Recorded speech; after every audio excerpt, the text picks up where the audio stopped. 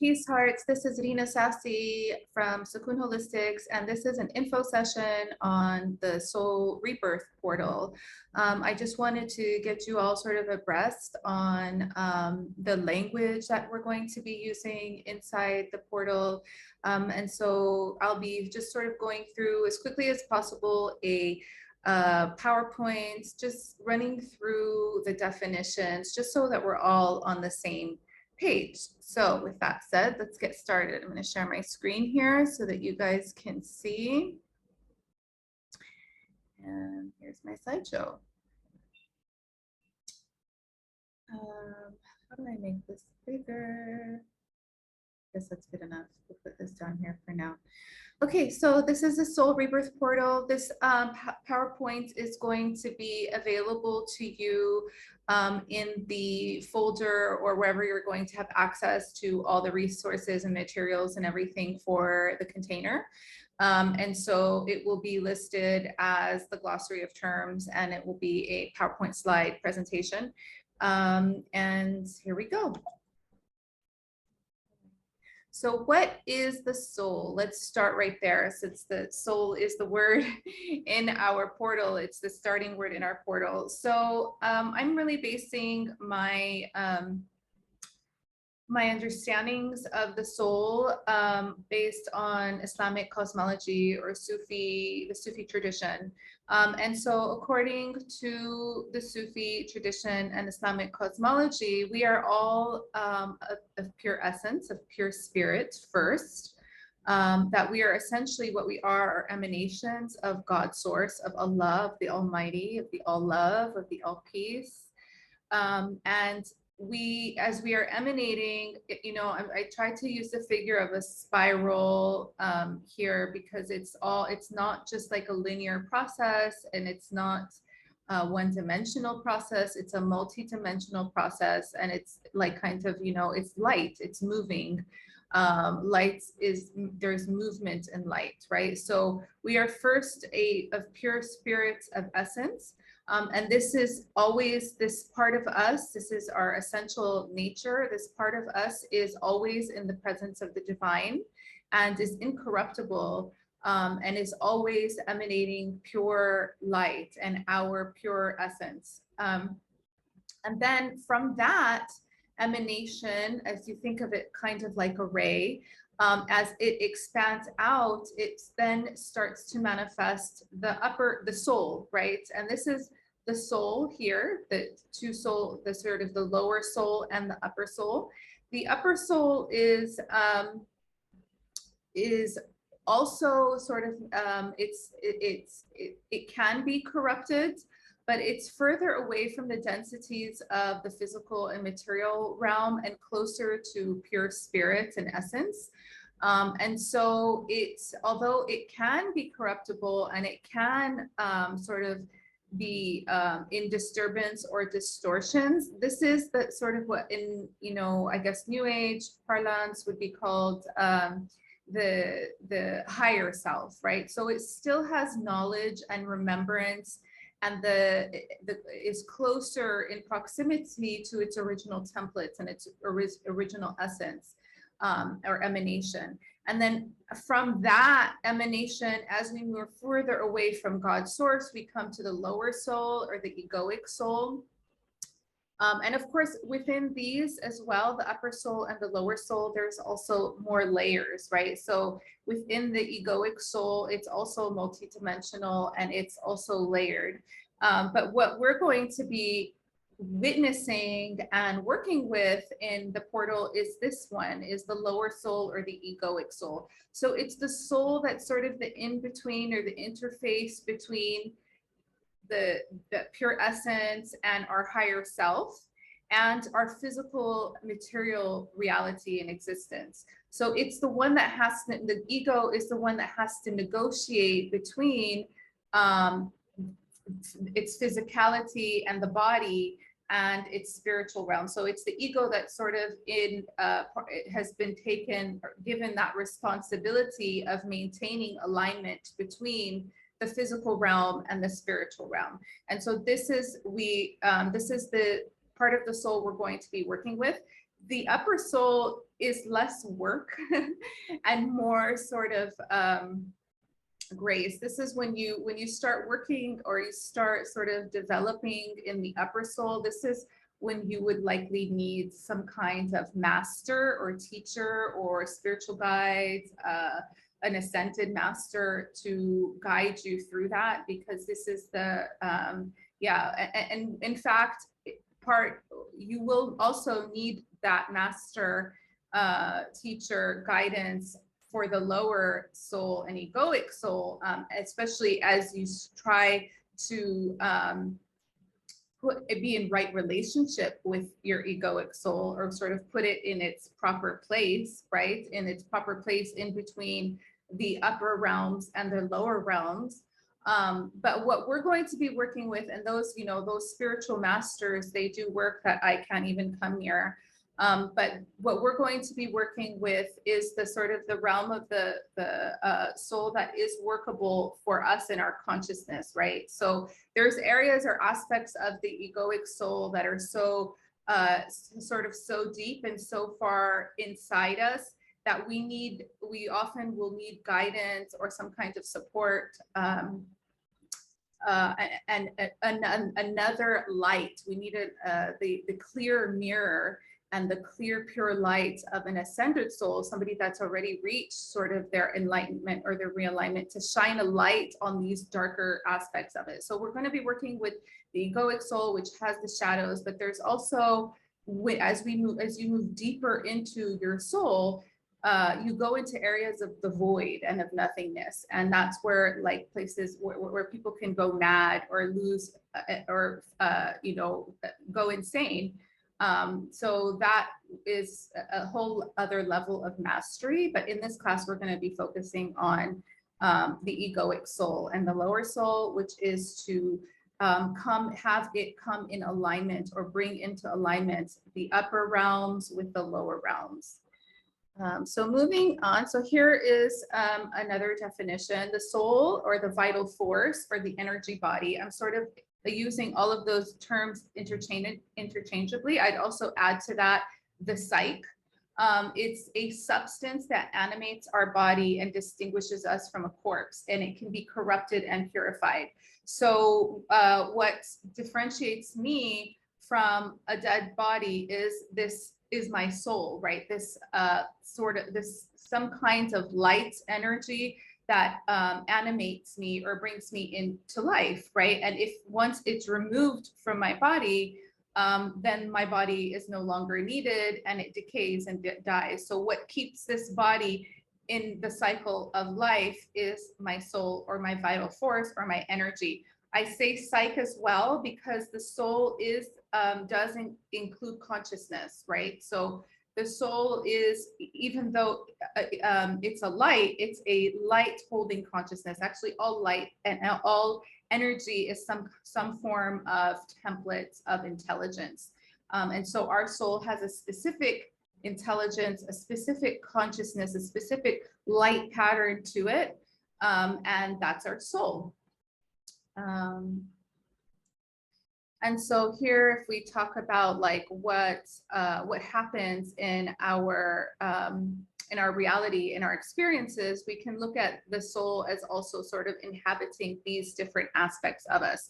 So this is where the soul, sort of that deep central place within us, where the vital force is emanating from.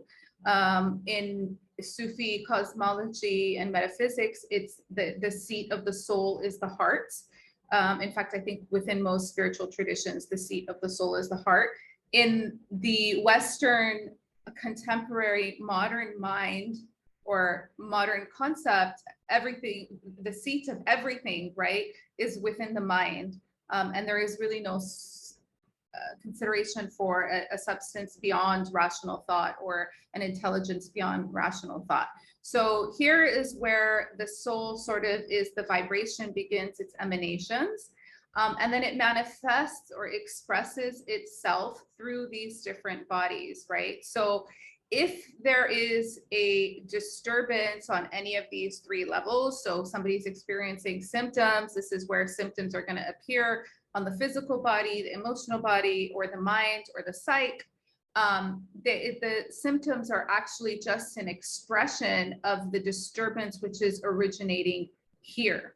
So the origin of all dis-ease or all imbalances is actually on the soul level. When our soul is out of alignment or is imbalanced or is in disturbance, when something has corrupted it in a sense, it will express this disturbance, this misalignment through symptoms in the mind, the emotional body, and the physical body.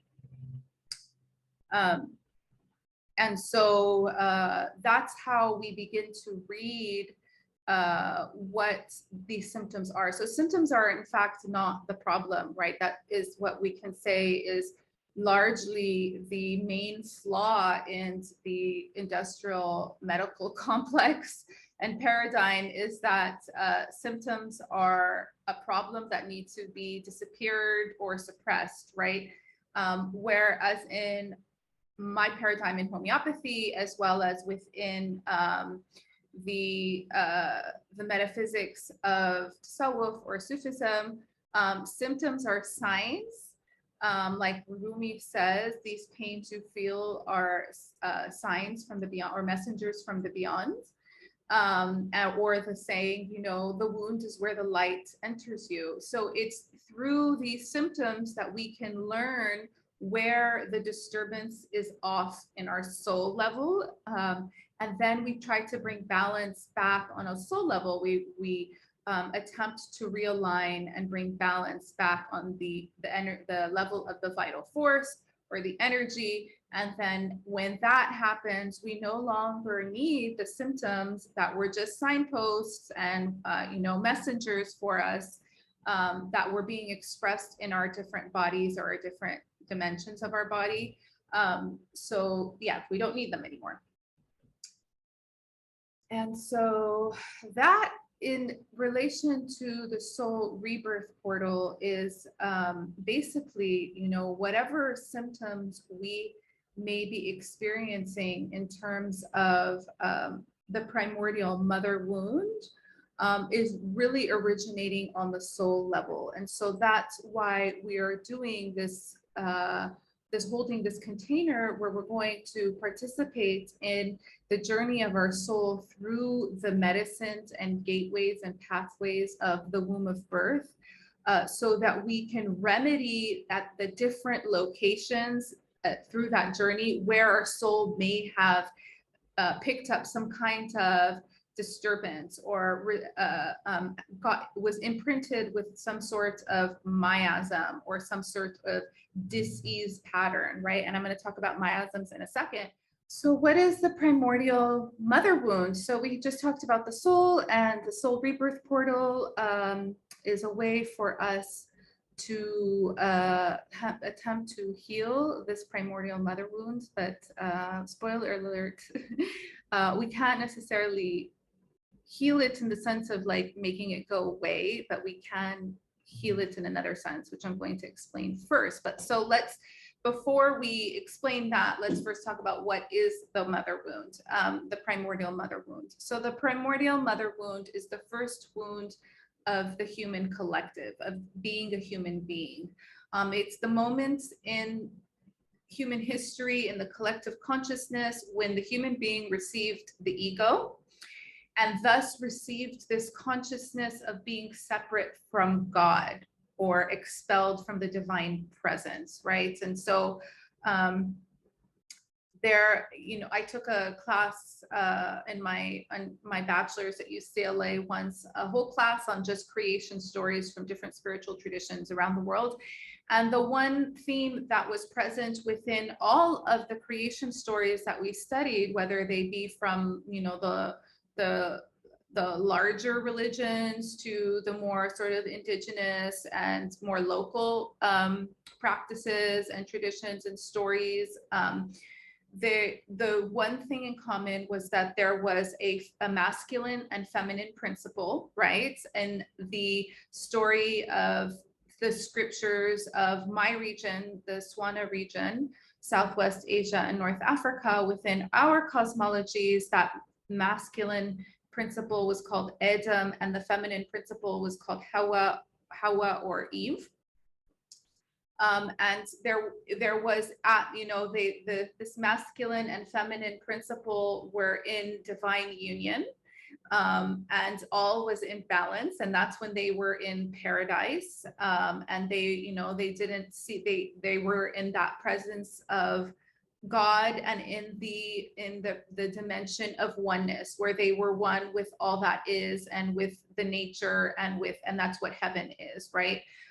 Or an aspect of heaven is being in the dimension of oneness, and of God's love, and of God's presence, right? And then there was a moment in that experience of the divine feminine and the divine masculine being in union, where there was a sudden awareness or split between the two energies, and a recognition that, oh, I am, right? The I became available to the consciousness of the human being, and the human being started to see itself as separate from the other. So the masculine saw itself as separate from the divine, from the feminine, and vice versa.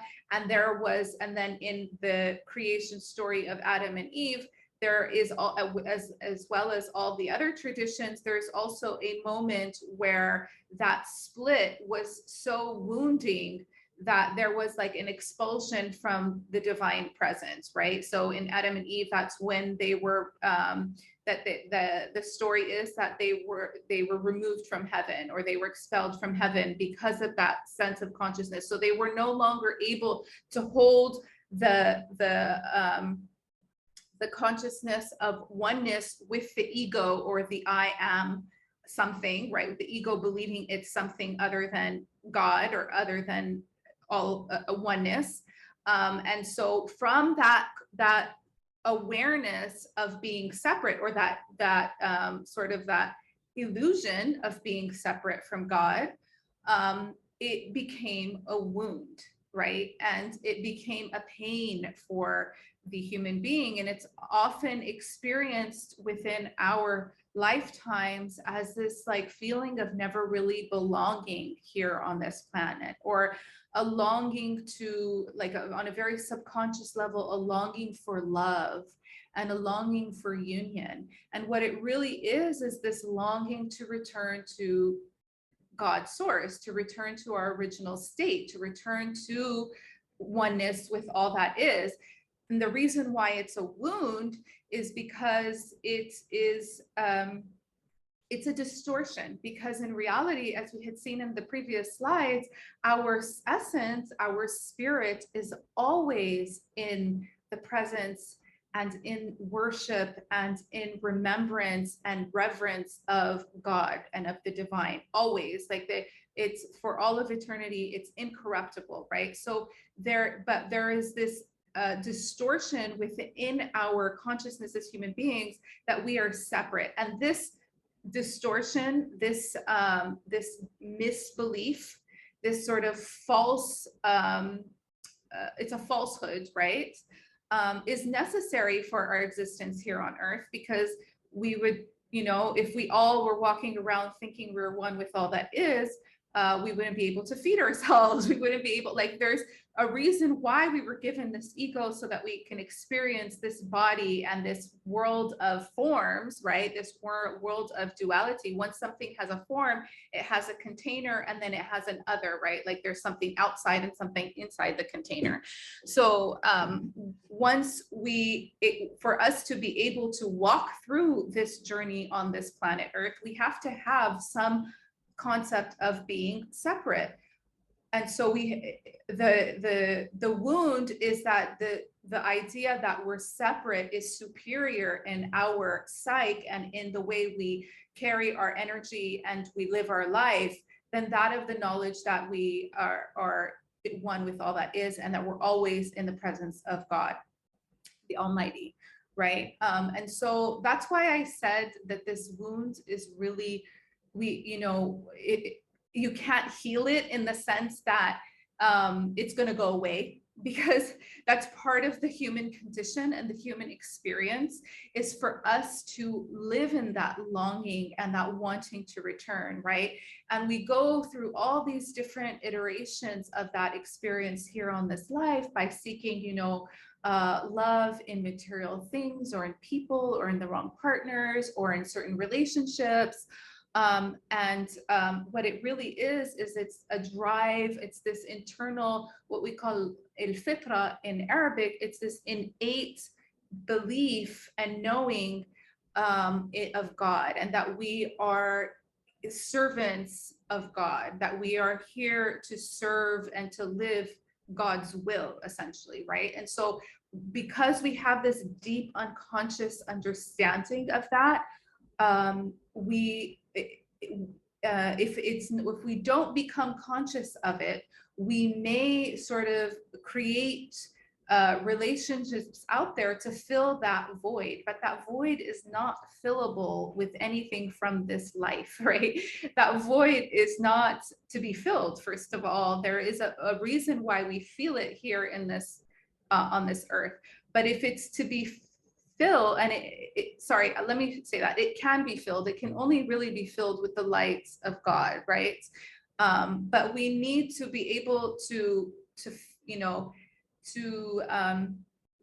fill the voids of the light of God. We have to remove all the stuff that's in it that's not God, right? That we have replaced or we have put in the place of God and are seeking to heal this wound, or try to not feel the discomfort of this feeling this separation of God. What this longing really is meant for is for us to drive us towards God, right? So if we didn't have the longing to return to God, then we wouldn't be seeking God. We wouldn't be praying to God. We wouldn't even think about God. So there's a reason the wound is there. And the wound is, and that's why it's primordial, right? Because it began at the beginning of our incarnation as human souls. And it then became imprinted and compounded and, sort of re-emphasized and intensified and aggravated throughout history, through, paradigms that would exploit the feminine, and all of the sort of the exploitation and the abuse of the feminine is really coming from this first wounding, this primordial wound. And the reason why I call it the mother wound is because it really is akin or related to or similar to it's like an analogy of birth, right? Like where we live in this like realm of oneness with our mother, and then there is an expulsion from that paradise, and then slowly the baby begins to develop an ego and realizes that the mother and the itself are not one, right? And there is this so the whole archetype of birth and the wounding that comes with like the separation of the mother and the baby, in a sense, on a very like deep subconscious level, is also a reflection, another iteration of this first wound where we felt separated and sort of divorced from God, right? So it's a metaphor, the process of birth and the grief that the mother and the child express and experience through birth are very much similar to, or they are manifestations of that original birth of the human being, right? And so that's why it's the primordial mother wound. And it's also very much related to the wounding of the feminine, because the feminine is the place. So, the masculine energy, the masculine principle is that of action and activity, right? It's of doing and of focus and compartmentalizing things, right? So it is the masculine energy in principle is that energy of separation, of dividing things. In fact, when the sperm, the male sperm, enters the egg, right? When it fertilizes the egg, there's a splitting that happens of the egg, and then that's how the baby is developed. So even within the conception of the baby holds within it this fundamental cosmic principle of that we are both separate and divided beings, but we are also one, right? Like the male and the feminine have to come together for us to become that separate sort of split energies, right? That split at the split cells or the divided cells.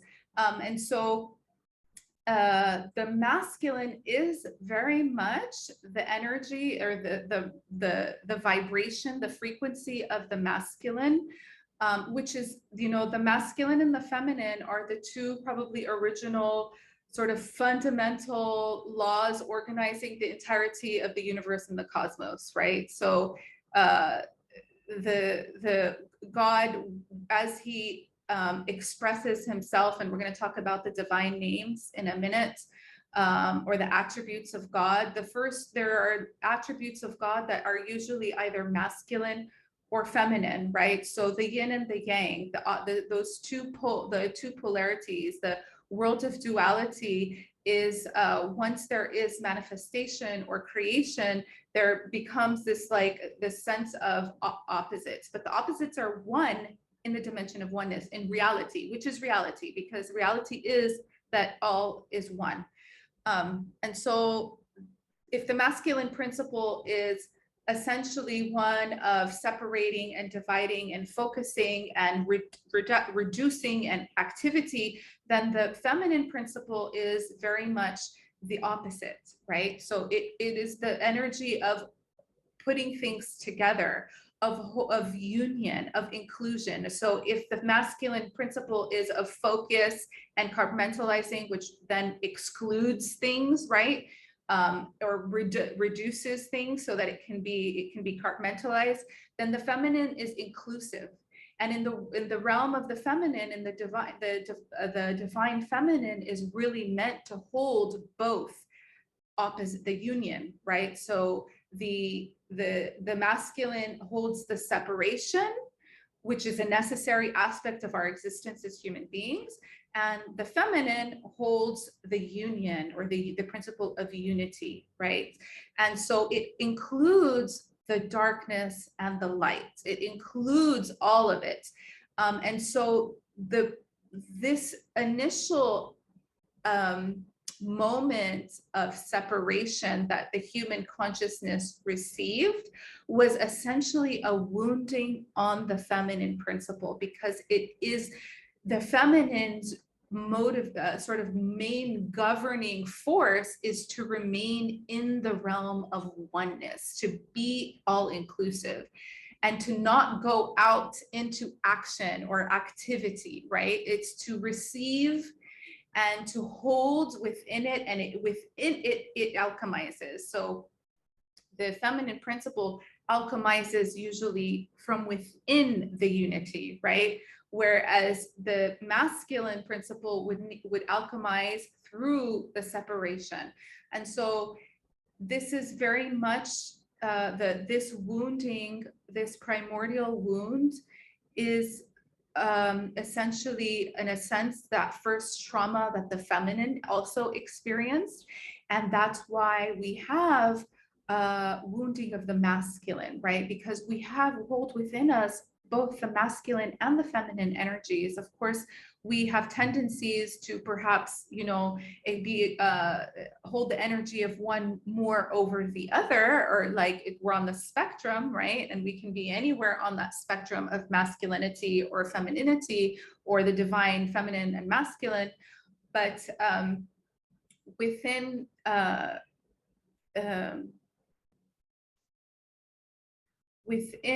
that, hold on, I lost my train of thought, 1 second.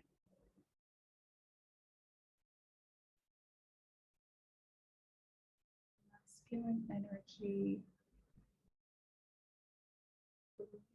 Feminine.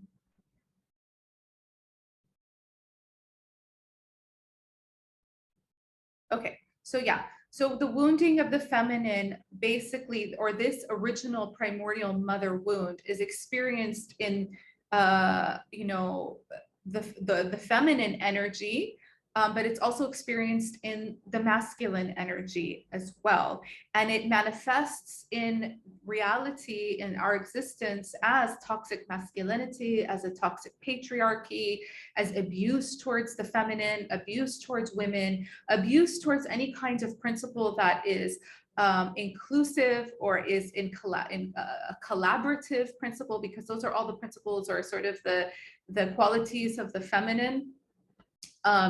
And we have seen that, you know, and all of the sort of the systems and the structures that are out of balance can essentially say, we can essentially say they come back to this initial wounding as well, right? So even colonization, which exacerbated this wounding for us, and you know, capitalism and consumerism and all these things that have further removed us from our true nature, and which is basically that we are nature, right? We are one with nature. We are not separate from nature, that, and we're we can just, you know, we're not superior to nature where we can do whatever we want to it and nature must be subservient to us, but that we are equals with nature, that we are nature.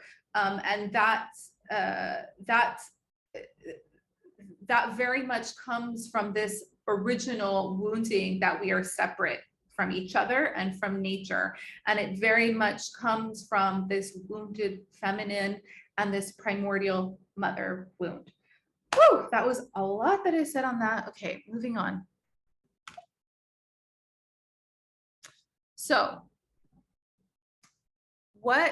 so the primordial mother wound is what we can say, we can call is the, let me actually go to the next. So it's the universal root cause of all our individual and collective symptoms, imbalances, suffering, and disease, and is it's basically the perceived fracture between humans and nature, and humans and God source, right? So that is kind of like a quick definition. But when I say it's the root cause, it's also a miasm. And so we often have, and I'm going to explain what miasms are. Actually, I think I do that here. Here it is. Here's a miasm. A miasm is an inherited disease pattern from suppressed acutes that our body inherits from our bloodline, relationship, society, or collective experiences. So a miasm is a tendency towards a certain imbalance or toxic expression or dysfunction in our in any of our systems or bodies, whether it be, you know, within our physical body or organ systems or whatever, or even within the systems and organs of our mental, emotional bodies. And so it's something that is we have inherited, right? So a miasm, we can inherit it from our ancestors, from our biological bloodline. Or we can inherit it through, you know, so basically we can inherit it intergenerationally. It gets passed on generation to generation, and it can be, you know, a dis-ease pattern or an imbalance pattern in anything, like in relationships, in society, in collective experiences, in our bodies, whatever, right? Any kind of structure or body, the miasm can manifest from it. And it is also inherited intragenerationally, right? So within the same generation, or even like within the environment around us. So we can inherit miasms through personal relationships, and relationship, you know, just from like sociocultural energies that are floating around, or some certain moments or acute episodes, collective acutes. So, and a miasm is, the reason why we inherit the miasm is because it's asking to be healed, because it wasn't healed with the person that it, or with the lineage that it came through, right? So it's something that's been suppressed over time, and it needs to be healed. And that's why we get it, because we're being asked to heal it. So we have all received the primordial mother wound as our original miasm. And from that original miasm or disturbance, because we, it's, in a sense, it's not healable because we're never going to take that longing away. As long as we are addressing it and acknowledging the wound and holding space for it and tending to it and loving it and acknowledging it and organizing our perception and our cultural norms around an understanding that we do have within all of us this primordial mother wound, and that if we are not looking at it, it's going to manifest as disease, right? So as long as we're not looking at something, it will show up as a disturbance. Once we can start looking at something, we can start alchemizing it. Just the act of watching and witnessing and looking at a disease pattern or at some kind of toxic pattern, just coming to awareness about something is already alchemizing it, is already transmuting it. So the longing to return to God will always be there.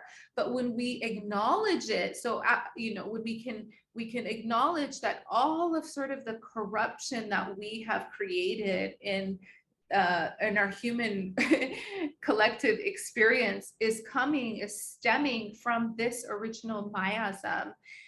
Once we can acknowledge that, there will be such a huge healing shift, planetary shift. The way we treat the Mother Earth is going to change.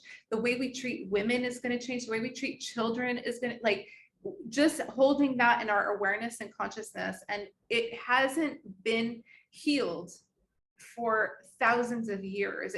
We have not brought it to our collective awareness or even to our personal awareness for centuries, for millennia. And that's why it is in such imbalance right now, especially when remember we said symptoms are signs pointing to what needs to be healed of the original disturbance. So if we looked at the collective symptoms out there, or even our personal symptoms, we're all going to go back to likely, there's other disturbances. There's not just this miasm that our soul has received, right?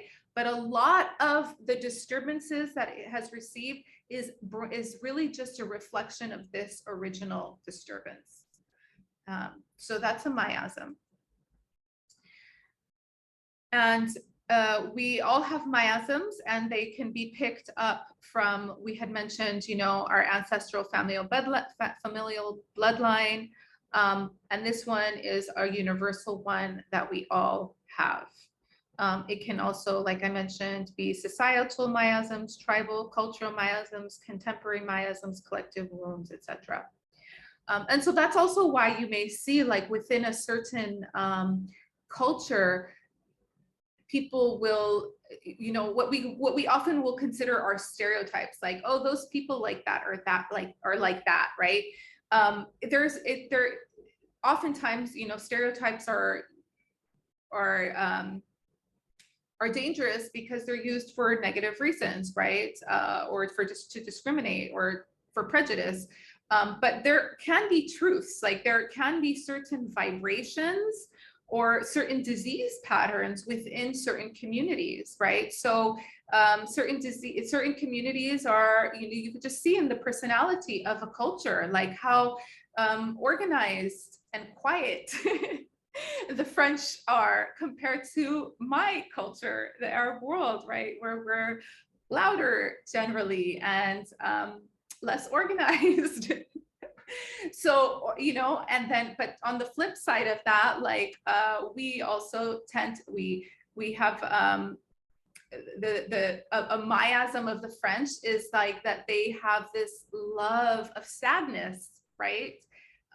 They love, they really are kind of like a melancholic culture in a sense, and that's very much a miasmatic pattern. Whereas Arabs, you know, despite all of the wars and the suffering and stuff, we don't have that miasm of sadness. We definitely have other miasms like wars, like invasions, like colonization. Those are a lot of, you know, and that we're on the sort of victim end of that dynamic, at least for colonization. But also we've also been on the other end as colonizers as well. So there we do have a miasm, right? Like we as cultures, we also have miasms. But we all have the primordial mother wound. Okay, so what are archetypes? I'm going to try to move through this much quicker. So archetypes are energetic patterns within creation that hold specific templates, vibrations, qualities, characteristics, attributes, textures, meanings, agreements, and functions. And I have a pretty good explanation on archetypes on my YouTube channel, Sukoon Holistics or Dula Homeopath, I'm not sure. I was gonna play it in this, but I feel like this is getting quite long. And so if you could please, you know, whenever you have a chance, it's a 3-minute video. And so I wanna move forward and I'll let you watch that on your own time. But this is important. What are archetypes? Okay, so what is homeopathy? Really quickly, you guys probably know a lot about homeopathy already. If you know me, a complete system of energy, vibrational medicine with its own governing laws and principles that are based on the laws of similars, resonance, gentle healing, and minimal dose. So homeopathy is energy-based medicine. What is energy medicine? A system of medicine that works to bring healing at the level of the energy body or the vital force or the soul level, and thus stimulates healing on the mental, emotional, and physical bodies. Laws of similars. What is that? Because homeopathy works on the law of similars, or the transmuting force of the law of similars. That which creates dis-ease in a healthy person will cure in a diseased person. So the poison that is creating a disease in a person that is healthy will be a medicine and healing for a person that has those same symptoms that is sick. Okay, so like the remedy of onion, allium cepa in homeopathy is good for hay fever. And what is hay fever? Hay fever is like, you know, the burning and running discharges from the eyes and the nose.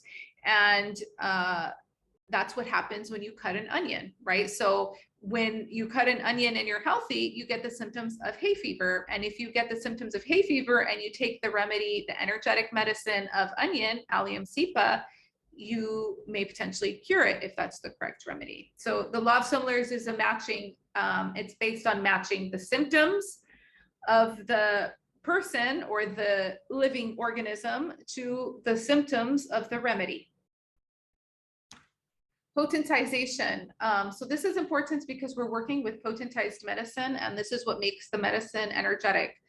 The process of extracting energy from matter through ultra dilutions and succussions. So homeopathic medicines go through a process of potentization or ultra dilutions, whereby the energy of the substance is extracted and there's no more molecules of the original substance left. It's just pure energy. It becomes, we use the C units generally, which is the centesimal scale, because we're diluting 1 drop to 99 at each dilution, and we do each dilution is a C, is a C. So the first dilution is 99 drops of water to 1 drop of tincture of the substance. That's a 1C. 2C is 99 drops to 1 drop of the 1C. And then 3C is 1 drop of 2C to 99 drops, and so on and so forth. And so once we get to 12C, that's what we reach, what we call Avogadro's constant, a mathematical constant where there's no more molecules left. This is when it becomes quantum or nano, right? So it becomes it's a frequency now. It's a subparticle frequency. So on the quantum level, particles and frequencies are essentially the same, and so that's why homeopathy is like a quantum medicine. It's an energy medicine. So the remedies that you're taking are the SAR codes that you're taking, which we're going to talk about in a second, are potentized at the 30C centesimal scale. And so it's just the energy of the SAR codes, right? So it's just the energy of the tissue. It's not, there's no tissue in it. And we're just going to be taking the energy so we can learn the teachings and receive the medicine from it. Resonance. So this is how homeopathy heals on the soul level, right? When a similar energetic medicine is given, so we found through the law of similars, medicines that are vibrating at the same frequency as the disturbance, it resonates with the energy body. So the person takes the medicine, that makes the medicine resonate with the energy body of the diseased person, and then brings that disturbance of the frequency on the energy body, it brings it into stillness. It brings it back into equilibrium and into balance and home frequency. And then it starts to heal the rest, right? So once the soul level becomes healed, then the need for mental, emotional, and physical symptoms are no longer. What are SAR codes? SAR codes are remedies made from healthy human tissue like the liver, thyroid, heart, brain, or the matrodonal remedies. Because of potentization, you're taking basically energy from the tissues, you're extracting the energetic imprint from the tissues, and you're not using the actual human tissue when you're taking a SAR code, right? So it's holding the consciousness and codes of healthy human tissue, right? So matrodonal remedies are the SAR codes made from the tissues of the womb of birth. So there are certain aspects or layers or gateways and portals in the womb of birth. And each of those hold certain codes and consciousness. And so the SAR code has within it, because we've taken the energetic information, the template of codes from the tissue and now made it into a SAR code. The SAR code holds the consciousness and blueprint that the tissue holds, that's imprinting on the soul and the body as it moves through the birth. So what we're going to be getting from the matrodonal remedies is it's going to activate the remembrance that we have on our soul and a body on a very cellular, deep DNA level that we have when we moved through the womb of birth of our mother. And through each of those tissues or gateways or portals or templates, we've received certain information. We've received certain agreements. We've received certain archetypes. We've received certain things. So we're going to remember that by taking the SAR code, right? So the SAR code is going to serve as a reminder to us, something that we already know. So it's going to bring up, it's going to activate within our consciousness what we learned, what we picked, what we were imprinted with when we were moving through the process of birth. What are constellation medicines and homeopathic allies? Okay, so this is the last part, just really quickly. Constellation medicines and homeopathic allies are medicines that support the action of the primary homeopathic remedy we're working with, or help to manage symptoms of activations, initiations, and detox that are experienced during the healing journey. So, like when we take the SAR code, as it brings up information, activations, we may experience certain things that are uncomfortable, whether we have an experience with somebody in our life or an event happens, or physically we may have what we call detox symptoms, or symptoms we might feel things in our body, right? Certain activations. We want to be able to hold those activations and move through them. By hold them, I mean just like allow there to be a space for them and move through them, allow them to work as initiations for us, but at the same time make ourselves comfortable. So those constellation medicines or homeopathic allies are going to be the medicines that we're going to use that's going to help assist the SAR code, either by help assist in its action, right? So it's going to strengthen or intensify its action, or maybe make it a little more gentle, or you know, give space for it or something. But it can also help to support you. So not just the action of the remedy, but support you while you're experiencing the action of the remedy, right? While you're experiencing the action of the remedy. So if you, things that will be recommended to you are going to be things like cell salts, flower essences. I'm going to be asking you to do maybe like some ceremonial stuff or ritual stuff, or meditations, perhaps some hydrotherapy like spa, sauna. I might ask you to like plant something, or so different medicinal practices or medicines to help us move through the initiation of the SAR code that the SAR code is offering us. So what are, just really quickly, what are those words I'm using? Activations, initiations, blah, blah, blah. Activations are symptoms and experiences that come up during healing to expand and elevate our consciousness, usually uncomfortable. So it's those things that, like, you know, I've taken one of a SAR code and I receive a uncomfortable download about something in my ancestry, right? Or I have a triggering experience with my mother or somebody in my life. So something gets activated in my life and it's usually uncomfortable.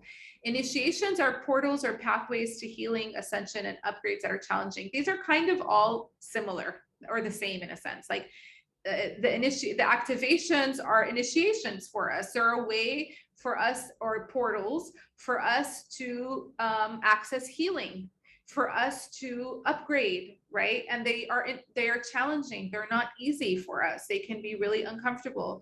And so the healing crisis, aggravation, and detox are the symptoms that we may feel, like things that might get worse before they get better, and are meant to release and liberate us from distortion and disease. So again, the activations may bring up symptoms, the initiations may bring up symptoms, and they may be what we call aggravations, like old stuff kind of comes up and gets aggravated, or it could be like detox symptoms, right? And we can detox on the mental, emotional, and physical level. So I'm going to be I'll have a little file for you for constellation medicines, for you to be able, and for allies during the birth, the portal. So, and there's some will just be like, you know, optional only, and then others will be like, I mean, everything is optional. Everything is by recommendation, but some things I'll be like really encouraging for you to do it. Like definitely do a salt bath when we're doing work with the placenta, right? So that is it. I'm sorry that took much longer than expected, but I feel like at least now we're all going to be on the same page, inshallah. Alhamdulillah, when we start in less than, I think, like 10 days. Yeah. Blessings, peace. I love you guys. Bye. Take care.